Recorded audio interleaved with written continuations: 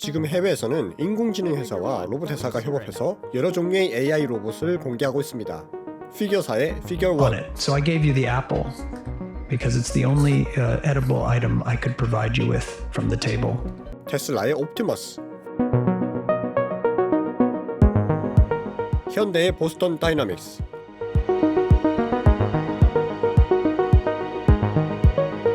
그리고 중국의 AI 로봇까지. 그러나 이들 로봇들은 아직까진 현장에 투입 예정인 로봇이 대다수입니다. 그런데 우리나라에서 실제로 로봇들을 작업에 투입하고 있다는 소식이 있어서 그 로봇과 작업자들이 협력하고 있다는 한국중부발전 신보령발전본부에 직접 왔습니다. 일단 여기는 저희 발전소에 터빈이 있는 건물이고요.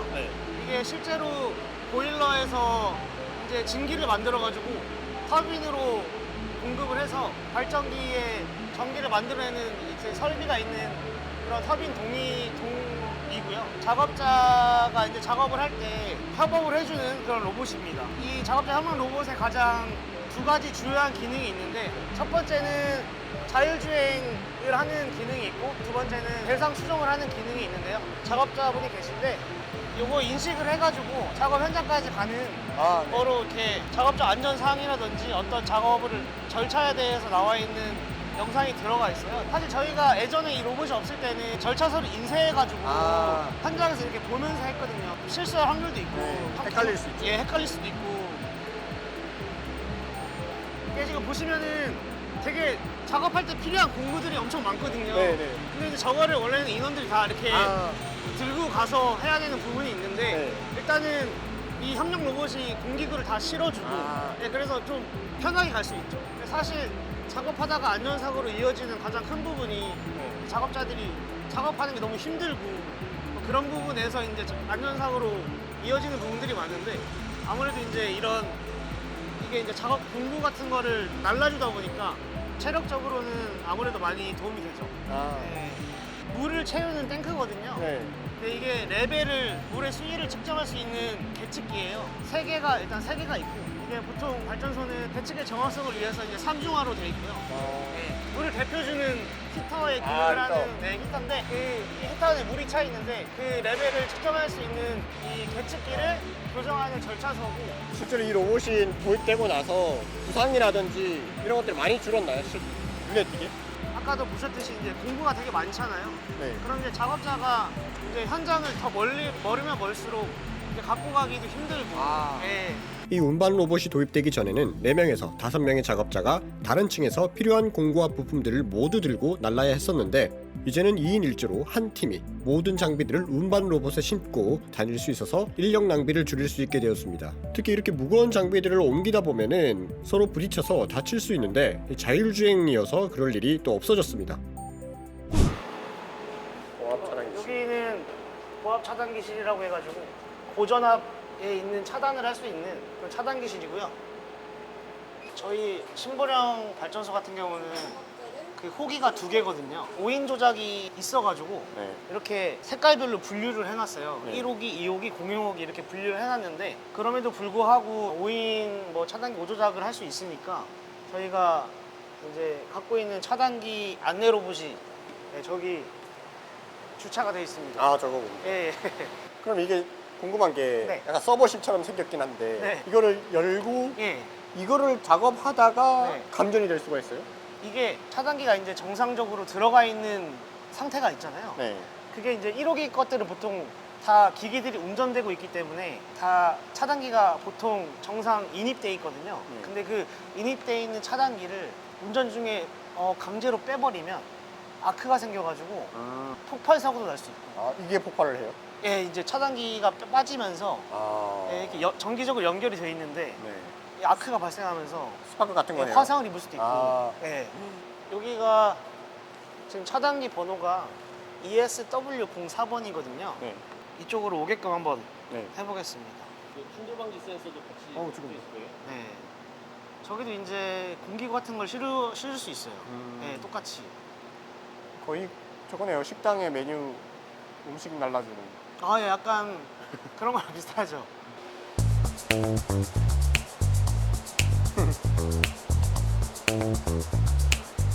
오. 네. 수많은 차단기가 있는 이곳에서 작업자분들이 가끔씩 잘못된 차단기에서 작업을 하다가 폭발하는 큰 사고가 있을 수 있어서 이 로봇이 작업을 해야 할 차단기로 이동하면 작업자가 따라가서 작업을 하는 것입니다. 여기서 알림음도 나왔으면 좋겠네요. 여기입니다. 아니면 그거는 이제 저희가 개량할 때 넣으면 좋겠네요. 네. 여기입니다 하고 네. 어디에 왔습니다. 네네. 그런. 뭐 로봇이 지금 어디인지 몰라서 로봇 이거 알림음 해가지고 그렇죠. 로봇 위치 알려주는 거. 이렇게 막 이렇게 경광 울리면서 하면은 알 수 있겠네. 더 찾기가 쉽겠네요. 이것 외에도 중부 발전에는 화력 발전에 쓰이는 석탄을 저장하는 곳에서 자주 발생하는 석탄 낙하물을 회수하는 로봇도 준비 중입니다. 석탄을 저장하는 곳에서 화력 발전을 하려고 석탄을 옮기는 중에 크고 작은 석탄이 많이 떨어집니다. 그래서 기존에는 사람이 직접 옮겼는데 이게 엄청 위험하고 힘듭니다. 왜냐면 석탄 분진과 가스가 많이 날려서 심폐질환이 생길 수 있고 또 이게 무겁다 보니까 작업자의 근육도 문제가 많이 생깁니다. 그래서 이 회수 로봇을 곧 도입할 예정인데 8명이 2일간 해야 할 작업을 순식간에 해치웁니다. 또 아주 깔끔하게 떨어진 석탄들을 모두 회수해서 화력 발전에 다시 쓰게 됨으로써 1년에 약 2억 원 정도 비용을 아낄 수 있다고 합니다. 또 이런 낙탄 회수 로봇 외에 서울에 물이 흐르는 수관을 점검하는 드론도 있고 발전소에 화재를 진화하는 로봇도 도입되고 있습니다. 네, 안녕하세요. 저는 한국중부발전 신보령발전본부 제어기술부에서 근무하고 있는 최지민 차장이라고 합니다. 네, 반갑습니다. 네, 반갑습니다. 제가 궁금한 것들이 몇 개 있어서 질문을 할 건데요. 네네네. 아까 로봇들 많이 둘러봤잖아요. 로봇들이 돌아다니면서 많은 작업자들을 도와주니까 효율도 높아지고 안전성도 강화된다는 건 알겠는데 네네네. 그럼 사람들의 일자리 없어지는 거 아니냐. 효율이 높아지니까 한두 명쯤 더 안 뽑아도 되고 네네네. 뭐 그렇게 되는 거 아니냐라는 우려가 많거든요. 그거에 대해서는 느끼는 바가 있나요? 충분히 이제 그렇게 생각하실 수 있고 이 로봇을 도입하기 전에는 편견이 있었는데요. 네.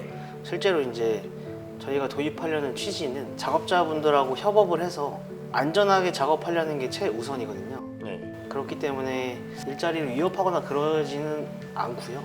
그런 로봇들이 들어왔음에도 아직도 해결되지 않는 그런 작업들이 있나요?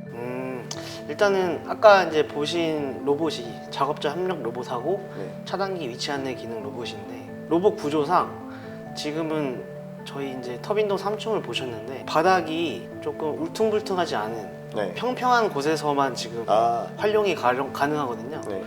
철판 구조로 되어 있는 바닥 평면이 그런 데가 있는데 그런 데서 한번 사용을 해봤는데 금방 고장 나더라고요. 네. 해외에서도 발전소에 많은 로봇들을 도입하고 있습니다. 스페인에서는 핵발전소에서 반응기에서 냄새를 제거하고 또 청소도 합니다. 당연히 방사능 환경에서 인간에게 위험할 수 있는 물질들을 로봇이 대신 처리하고 또 사람들의 안전을 보장하기 위해서겠죠. 캐나다도 역시 핵발전소에서 눈에 띄게 로봇을 많이 활용하고 있습니다. 온타리오에 있는 전력 생산의 핵발전소에서는 스네이크 암 로봇을 가지고 사람이 접근하기 어려웠던 열을 수송하는 부분을 검사하는 데 사용한다고 합니다. 역시 근로자의 방사선 노출을 줄이고 또 노후화된 구성 요소들의 안전성을 확인하는 데 도움을 주는 거죠. 또 노르웨이나 이탈리아에서는 가상현실 시스템이나 3D 디지털 모델을 활용해서 발전소 해체와 재조립 이런 것에서 활용을 한다고 합니다. 특히 단순히 책으로 만들어진 매뉴얼북을 보는 것보다 이 가상현실 시스템이랑 3D 디지털 모델을 사용해서 작업자들이 계획을 짜고 또 교육을 하는데 아주 중요하게 쓰이고 있다고 합니다. 그러면 지금까지 보았던 그 로봇들이 중부발전이랑 다른 업체들과 로봇 업체들, 개발자들과 협력해서 개발을 해냈던 로봇이라고 들었거든요. 네네네.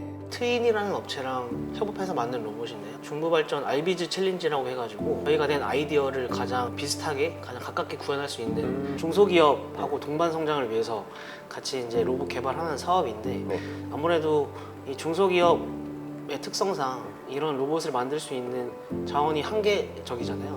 그래서 이제 저희 회사랑 같이 협업을 해서 그 로봇을 만들게 됐고 해외까지 이제 동반 진출을 하고 저희가 저희 회사에서 팔로우 지원 확대도 해가지고 매출 성장으로 이어지고 있는 것으로 알고 있습니다. 알겠습니다. 이렇게 단순히 작업만 하는 로봇만 있는 것은 아닙니다. AI도 도입되었습니다. 바로 미리 시스템이라고 부르는데 간단히 말해서 지금까지의 발전소 사고들을 모두 학습하고 예측 모델을 만들어서 어느 곳에서 사고가 날 것 같은지 그 징후를 포착해주는 AI입니다. 발전소 성능 저하 낌새가 난다 하면 바로 알려주고, 또 주요 시설물의 작동 데이터를 확인해서 이전과 어떻게 다른지도 알려주고, 또 곳곳에 설치된 AI CCTV로 작업자의 위험 감지, 설비 이상 온도, 그리고 안전 장비 미착용 이런 것들을 경고해줍니다. 과거에는 위험한 작업 환경에 인부들이 직접 노출될 수밖에 없었지만 이제 첨단 로봇과 AI가 그 위험을 대신 감수하게 되었습니다. 인간은 안전한 곳에서 시스템을 제어하고 또 모니터링할 수 있게 된 것입니다. 이것들은 작업 재해를 크게 줄이고 생명을 보호하는 혁신적인 변화라고 볼 수 있죠. 많은 사람들이 우려합니다. 과학기술의 진보가 인간의 일자리를 없앤다고 우려하는데 오히려 보완하고 있음을 기억했으면 합니다.